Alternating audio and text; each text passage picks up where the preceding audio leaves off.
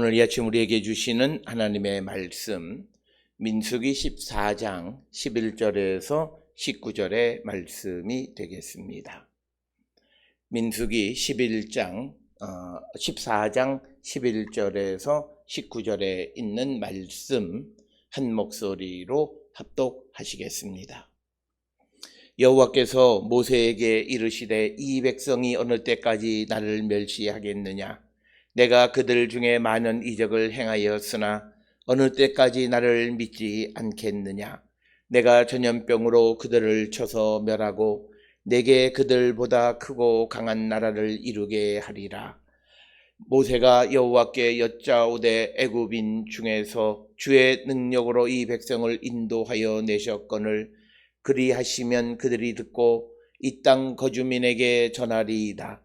주 여호와께서 이 백성 중에 계심을 그들도 들었으니 곧 주 여호와께서 대면하여 보이시며 주의 구름이 그들 위에 섰으며 주께서 낮에는 구름 기둥 가운데에서 밤에는 불 기둥 가운데에서 그들을 앞에 행하시는 것이니이다. 이제 주께서 이 백성을 하나같이 죽이시면 주의 명성을 들은 여러 나라가 말하여 이르기를 여호와가 이 백성에게 주기로 맹세한 땅에 인도할 능력이 없었으므로 광야에서 죽였다 하리이다.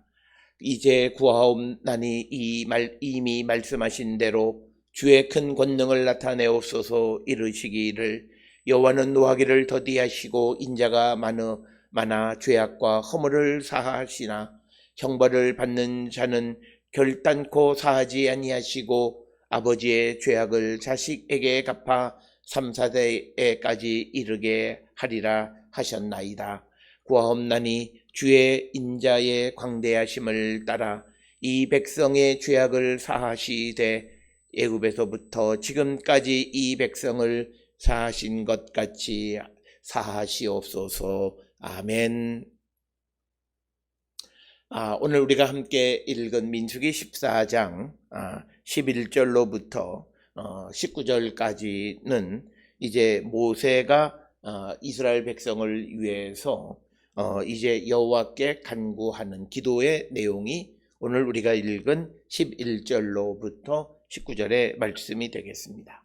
특별히 오늘 주시는 11절로부터 19절에 있는 말씀은 이미 민수기 14장 10절에서 이제 그 회중들이 돌로 그들을 치려고 할 때에 여호와의 영광이 회막에서 이스라엘 모든 자손에게 나타나셨다, 이렇게 기록이 되어 있습니다. 즉 하나님의 임재하심이다라고 하는 것.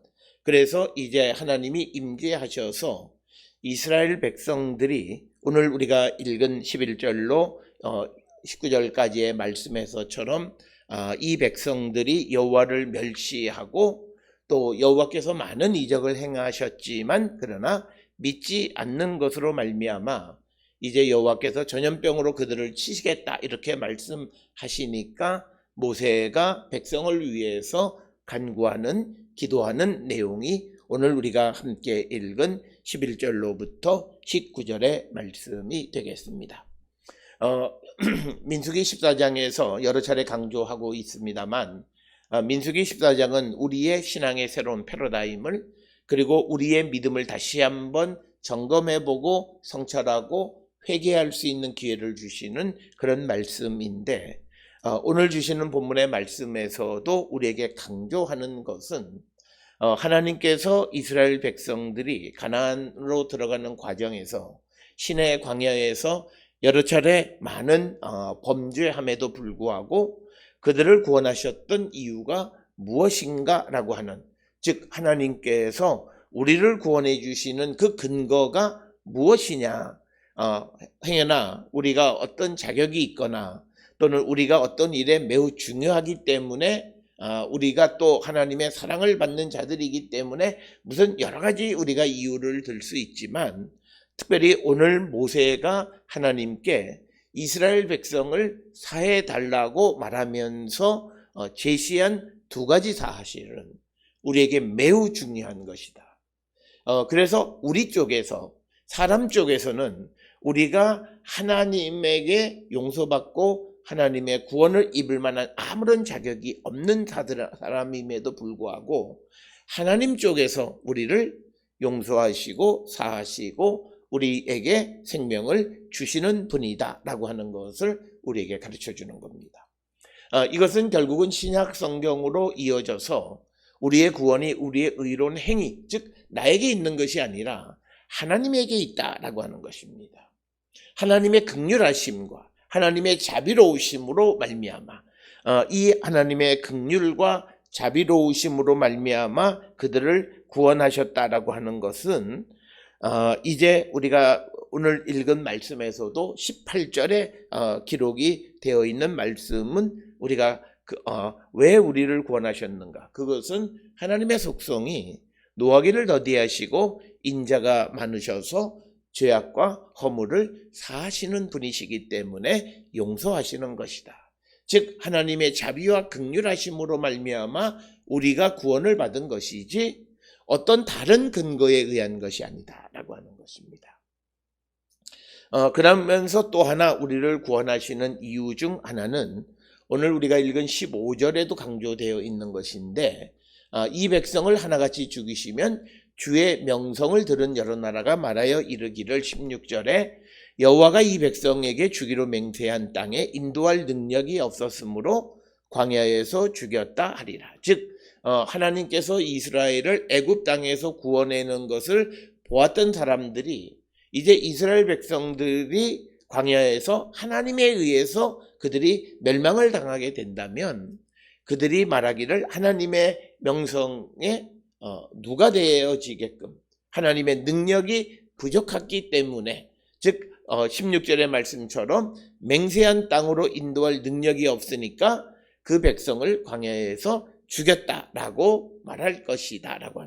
그래서 또 이스라엘의 구원의 근거는 다른 것이 아니라 하나님의 이름을 위해서다. 하나님의 명성을 위해서 이스라엘을 사하시고 구원하셨다라고 하는 것을 분명하게 말씀하고 있는 내용이 되겠습니다. 따라서 오늘 우리가 살고 있는 이 시대에 우리는 예수 그리스도의 사랑을 받는 자들임에도 분명하지만 그러나 우리가 구원에 이르게 되어진 것은 전적으로 우리 쪽에 어떤 구원을 받을 만한 그런 자격이나 어떤 요소가 있어서가 아니라 하나님에 의해서 하나님 쪽에 예수님에게 자비와 긍휼과 사랑이 많으시고 그리고 하나님의 뜻 하나님의 그 명성을 위해서 우리를 구원해 주셨다. 그렇기 때문에 구원받은 성도들이 이 땅을 살아가는 삶의 가장 중요한 목적은 하나님을 위한 삶, 복음을 위한 삶, 곧 그것은 우리의 이웃을 위한 삶을 살아가는 자가 되어야 한다라고 하는 것과도 맥을 같이 하는 말씀이다라고 하는 것이고 그러면서 오늘 또 우리가 읽은 이 11절로부터 19절에 분명하게 드러나는 말씀이 있습니다. 18절에 모세가 말하기를 죄악과 허물을 사하시기는 하지만 형벌받을 자를 결단코 하나님은 벌을 주시는 분이시다. 아버지의 죄악을 자식에게 갚아 3, 4대까지 이르게 하리라. 즉 하나님은 죄에 대한 책임을 반드시 물으시는 분이시다. 오늘 우리가 살고 있는 이 시대의 현대인들의 특성은 자신의 잘못을 제대로 알지 못하고 인정하지 못하는 삶을 살아가는 자들이 너무나 많은 이때에 우리에게 오늘 주시는 이 말씀의 참된 의미는 우리가 내 자신의 잘못을 뉘우치고 즉 하나님 앞에 회개하는 것만이 우리가 다시 살아나는 길이다라고 하는 겁니다. 오늘 현대인들이 어떤 죄와 회개 이 패러다임을 강조하면 많은 사람들이 듣기 싫어합니다. 그냥 괜찮다 잘된다는 그냥 허황된 희망만을 주기를 원합니다. 그러나 성경에서 우리에게 분명한 회복과 분명한 부흥의 길을 제시하는데 그것은 딱 간단해요. 죄를 자복하고 하나님 앞에 회개하는 겁니다. 자복하고 회개하면 하나님께서 용서하시고 은혜를 베푸시는 거예요. 그 은혜로 말미암아 우리가 흥하기도 하고 또 하나님의 은혜로 말미암아 우리의 삶이 복되기도 하다라고 하는 것. 그래서 오늘 주시는 11절로 19절에 있는 이 말씀, 이제 하나님께서 원망하는 이스라엘 회중에 나타나서 그들을 치시겠다고 말씀하셨을 때 모세가 하나님께 이스라엘 백성을 위해서 간구하는 그 근거를 우리가 분명히 깨닫고 우리의 구원의 근거가 무엇인가 라고 하는 것, 그리고 더 나아가서 우리가 하나님께 기도할 때 어떤 모습으로 기도해야 하는가 라고 하는 것을 우리에게 보여주는 매우 중요한 말씀이 되겠습니다. 오늘 주시는 본문의 말씀을 우리가 살펴보게 되면 이제 11절에 여호와께서 모세에게 말씀하십니다. 이 백성이 어느 때까지 나를 멸시하겠느냐라고 하는 겁니다. 오늘 주시는 본문에서 여호와를 멸시하다라고 하는 것은 뭐냐면 하나님에 대해서 콧방귀를 뀌는 거죠. 그러니까 하나님의 존재, 하나님의 능력에 대해서 콧방귀를 뀌고, 그리고 이 말은 또 나를 멸시하냐, 나에 대하여 거절하느냐라고 하는 거죠. 그러니까 하나님에게 거절하는 거냐, 하나님을 우리가 하나님을 수용하는 것이 순종이죠. 하나님을 거역하는 것이 오늘 주시는 본문의 말씀처럼 하나님을 멸시하고 거절하는 거죠. 그것이 이제 불순종이고 그것이 하나님을 배반하는 것이다 라고 하는 겁니다. 그러니까 오늘 주시는 11절에서 이 백성들이 언제까지 내 말을 듣지 않겠느냐, 나를 거절하겠느냐, 그러면서 많은 이적을 행하였으나 어느 때까지 나를 믿지 않겠느냐, 하나님이 이적을 많이 베풀어 주셨음에도 믿지 않는 이스라엘 백성, 출애굽을 할 때 하기 직전부터 시작을 해서 10가지 재앙, 그 이전에 2가지 재앙, 이적을, 그리고 10가지 이적을 베풀어 주시고 이스라엘 백성들을 인도하여 내시고 구원하셨음에도 불구하고 그들이 믿지 않는다라고 하는 거죠. 특별히 오늘 주시는 11절에 있는 말씀을 통해서 보면 우리가 하나님이 보여주시면 믿을 것처럼 말해요. 하나님 내게 증거를 주시면 내가, 그 사람은 절대 믿지 않는 자입니다. 그래서 우리가 보지 않고 믿는 자가 믿음이 크다라고 말하고, 믿음은 바라는 것들의 실상이라고 이야기하지 보고 믿는 것이 아니라, 봐도 믿지 못하는 것이 사람의 속성이고, 이것을 보았다면 다음엔 또 다른 것을, 더 큰 것을, 더 놀라운 일을 보기를 원하는 것이 인간의 마음이다라고 하는 것입니다.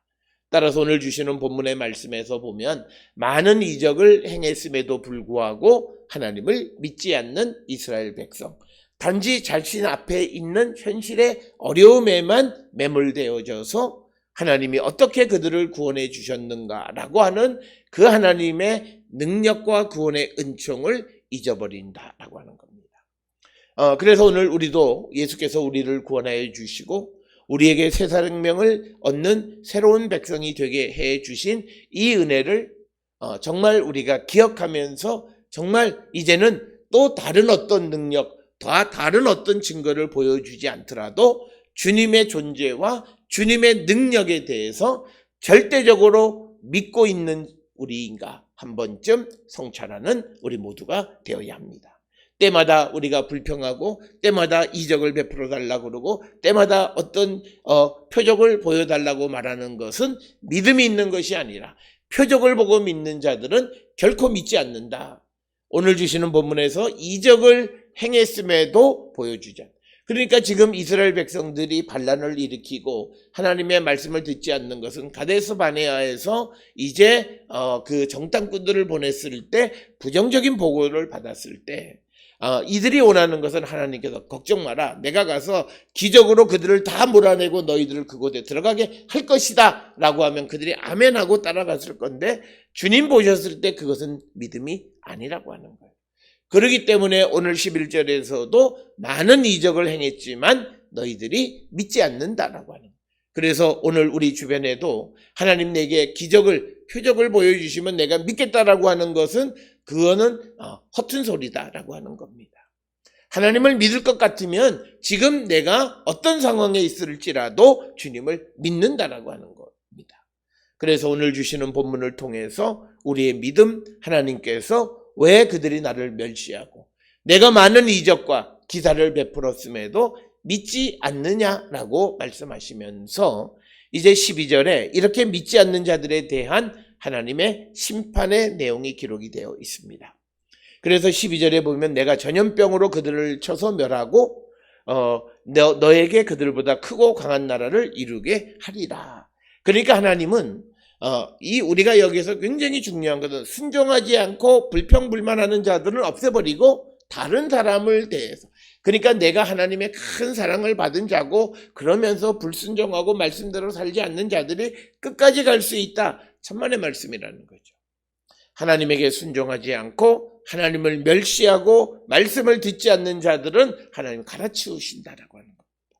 그래서 하나님이 전염병으로 그들을 쳐서 하나님이 그들을 애굽에서 지금까지 인도해 내신, 구원해 내신 하나님의 백성이라고 말씀하셨지만, 그러나 그들이 하나님을 멸시하고 믿지 않을 때 하나님은 전염병으로 그들을 치신다. 오늘 본문의 전염병으로 번역이 된 다베르라고 하는 것은 우리가 흔히 패스트 또는 역병 이런 것으로 많이 번역을 하고 있고, 특별히 출애굽기 9장에나 예레미야, 하박국 이런 데에서도 이 다베르라고 하는 이 역병 혹은 전염병으로 번역된 단어가 많이 사용되어져 있습니다. 특별히 이 다베르라고 하는 이 단어가 사용되어진 것은 특별히 하나님과의 약속을 어겼을 때 그런 약속을 어긴 자에 대한 심판으로 바로 이 전염병 이런 것들을 보내신다라고 하는 겁니다. 그렇기 때문에 우리가 인류 역사 가운데에서 기독교가 이제 역사상 등장한 이후에 시대적으로 큰 전염병, 감염병이 발생하면 모든 사람들은 그것을 통해서 하나님과 우리와의 관계를 성찰하게 된 것은 바로 오늘 주시는 이 14장 12절과 같이 내 말을 듣지 않고 나를 믿지 않고 나를 멸시하면 내가 그들을 전염병으로 치고 대신 다른 사람들로 강한 나라를 이루겠다고 하는 말씀. 그렇기 때문에 우리가 지금 팬데믹 시대를 살아가면서 우리가 가장 중요하게 기독교 신앙을 가지고 있는 사람들이 중요하게 생각해야 되는 것은 다른 것이 아니라 나와 하나님과의 신뢰의 관계가 어떠한가. 그래서 나와 하나님과의 신뢰 관계가 흔들리지 아니하면 그는 역병이 아무리 몰아친다 해도 두려움 없는 삶을 살아간다는 거죠. 왜? 하나님을 믿고 하나님의 능력을 믿기 때문이라는 거예요. 그래서 오늘 주시는 11, 12절의 말씀과의 연관관계를 보면 하나님을 믿는 자들은 전염병을 보내도 걱정하지 않는 거예요. 왜? 하나님의 이적 능력, 하나님의 그 존재가 갖는 능력을 믿기 때문에, 부활의 능력과 창조의 능력을 믿기 때문에 두려움 없는 삶을 살아가는 것이다 라고 하는 겁니다. 따라서 우리가 시대를 살아가면서 그 감염병이 몰아칠 때 우리가 늘 우리의 믿음을 성찰하는 자가 되어야 합니다. 그래서 우리가 어떤 시대적인 징조를 통해서 다른 사람을 비판하는 것은 문제지만 그 시대적인 징조를 통해서 내 자신을 성찰하는 것은 반드시 성도가 해야 될 일이에요. 이 어떤 징조를 가지고 다른 사람을 위협하거나 협박하는 이런 것이 문제이지, 우리가 어떤 일들을 통하여 큰 재난이나 환난이나 이런 걸 통해서 내 자신의 믿음을 다시 한번 성찰하는 것은 성도가 반드시 해야 하는 것이다. 그 이유는 성경에 이 감염병이, 전염병이 때로는 하나님의 멸망의 수단으로 사용되어지기 때문이다 라고 하는 겁니다. 우리가 이렇게 어떤 시대적 재난에 대해서 우리가 자신을 성찰하는 자들은 회개의 가능성이 있어요. 그런데 그렇지 않다고 생각하는 사람들은 회개의 가능성이 없고 그런 사람들은 결국은 다 망하는 거예요. 자기가 옳다고만 생각하는 거예요. 자기는 조금도 잘못하지 않았고 시대가 잘못했고 주변이 잘못했고 그래서 나는 불행하다라고 생각하고 그래서 나는 피해자라고만 생각하는 사람들이에요. 그러나 성경은 우리에게 하나님의 감염병을 주시는 것은 너가 하나님을 멸시하고 내가 하나님을 믿지 않기 때문에 내가 너에게 전염병을 주고 심지어는 그 하나님을 믿지 않는 자들은 바꿔버리시겠다라고 하는 것입니다. 그렇기 때문에 우리는 영적으로 우리가 살고 있는 이 시대가 얼마나 위중한 시대인가. 한국교회가 기독교가 부흥하고 발전하고 세계에 유례없는 발전을 하나님의 은혜로 이루었지만 그러나 그들이 본질적으로 하나님의 말씀을 멸시하거나 하나님을 믿지 않는 자가 되어질 때는 그것을 바꿔치기 하실 수 있다라고 하는 것을 우리에게 가르쳐 줍니다. 따라서 우리가 살고 있는 이 시대에 여러 가지 어려운 일들을 통해서 우리의 믿음을 다시 한번 점검하고 회개에 합당한 열매를 맺고 주께로 가기를 결단하는 자들이 되어야 합니다. 이제 13절에 이런 하나님의 말씀, 그러니까 하나님은 이스라엘이 나를 거절하고 멸시하고 믿지 않아서 내가 전염병으로 그들을 치겠다 이렇게 말씀하니까 모세가 여호와께 이제 간구하는 겁니다. 애굽 사람 가운데에서 주의 능력으로 이 백성을 인도하여 내셨거늘 그리하시면 그들이 듣고 이 땅 거주민에게 전하리이다. 주 여호와께서 이 백성 중에 계심을 그들도 들었으니 곧 주께서 대면하여 보이시며 주의 구름이 그들 위에 섰으며 주께서 낮에는 구름 기둥 가운데에서 밤에는 불 기둥 가운데에서 그들 앞에서 행하시는 것이니이다. 근데 이제 하나님이 그 백성들을 전염병으로 죽이시는 것은 이 백성을 하나같이 죽이시면 주의 명성을 들은 여러 나라가 말하여 이르기를 16절에 여호와가 이 백성에게 주기로 맹세한 땅에 인도할 능력이 없어서 광야에서 죽였다 하리라. 즉 하나님께서 이스라엘 백성들이 말을 듣지 않고 그래서 하나님이 그들을 심판하시고 그들을 바꿔치게 하실 수도 있지만 그렇게 되어지면 하나님의 구원의 역사를 지켜보던 이방 사람들이 말하기를 이제 하나님이 왜 자기 백성을 죽였냐? 하나님이 약속을 이룰 수 없기 때문에 그들을 광야에서 죽였다라고 하는 그런 하나님의 명성의 누가 된다라고 하는 겁니다. 그래서 모세가 철저하게 하나님께 이스라엘 백성을 위해서 간구하는 기도의 핵심은 하나님을 위해서 우리를 살려주십시오라고 하는 겁니다. 주님을 위해서라고 하는 거예요. 이것은 우리가 무엇을 기도할 때 내가 기도하는 것이 하나님의 일과 어떤 관련성이 있는가를 내가 찾아낼 때 그 기도는 잘 응답이 되어집니다. 그러나 그렇지 않고 그것이 전적으로 나의 개인적이고 사적인 이익만을 위한 것일 때는 그것은 바로 탐욕스러운 것이고 그것은 이루어지지 않는다. 그래서 오늘 주시는 본문에서 여호와의 명성을 위해서 우리를 살려달라라고 하는 것이 첫 번째 모세가 여호와께 말씀하시는 것이 되겠고 17절에 이제 구하옵나니 이미 말씀하신 대로 주의 큰 권능을 나타내옵소서. 그러면서 또 18절에 여호와는 노하기를 더디하시고 인자가 많으신 분이고 죄악과 허물을 사하시는 분이시다 라고 하는 겁니다. 그러니까 하나님 다시 한번 우리에게 노를 거두시고 인자 자비를 베푸셔서 구원해 달라라고 하는 것이 18절의 말씀이 되겠습니다. 그러면서도 18절에 보면 형벌받을 자를 결단코 사하지 아니하시고 아버지의 죄악을 자식에게 갚아 3, 4대까지 이르게 하리라. 그러니까 죄에 대해서 심각하게 처리한다라고 하는 것을 강조하는 그런 말씀. 그래서 하나님의 자비와 긍휼하심으로 이 백성을 살려달라라고 하는 것이 오늘 우리가 읽은 18절의 말씀이 되겠습니다. 특별히 18절에 보면 아버지의 죄악이 자식에게 3, 4대까지 이어진다라고 이렇게 되어 있고 또 우리가 에스겔서에 있는 말씀들을 통해서 보면 아버지의 죄악을 아들이 담당하지 않는다라고 하는 말씀도 있습니다. 그래서 오늘 우리가 살고 있는 이 시대에 아버지의 죄가 자식에게 전달되어지는가? 그렇지 않다라고 하는 거고 누구든지 예수 그리스도를 믿으면 죄악은 끊어진다라고 하고 왜? 예수께서 우리의 모든 죄를 사하여 주셨기 때문이다라고 하는 겁니다. 그래서 오늘 주시는 본문에서 모세는 하나님의 자비와 인자하심으로 백성을 사하여 달라라고 하는 그런 말씀. 그러면서도 형벌받을 그 자들을 용서하지 말고 그들에게 그 벌을 내려달라라고 하는 것. 그래서 오늘 주시는 18절에 있는 말씀은 무조건적인 것이라기보다는 하나님의 공평하심에 의존해서 이스라엘 백성들에게 자비와 긍휼을 베풀어 달라라고 하는 이런 말씀이 되겠습니다. 그러면서 19절에 이제 구하옵나니 주의 인자의 광대하심을 따라 이 백성의 죄악을 사하시되 애굽에서부터 지금까지 이 백성을 사하신 것 같이 사하시옵소서라고 19절에 말씀을 하고 있습니다.